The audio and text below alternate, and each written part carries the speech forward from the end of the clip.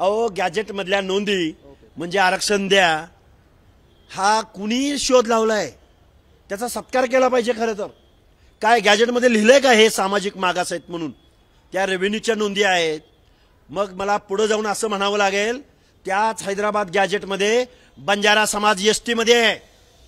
मग महाराष्ट्रातल्या बंजारा समाजाला तुम्ही एसटी मध्ये अंमलबजावणी करणार का?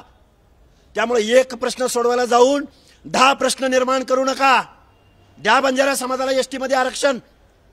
मग गॅजेटमध्ये कुणाच्या काय काय नोंदी आहेत त्या नोंदीनुसार तुम्हाला हे बघा एक प्रश्न तुम्ही करा, पण कायद्यानं करा।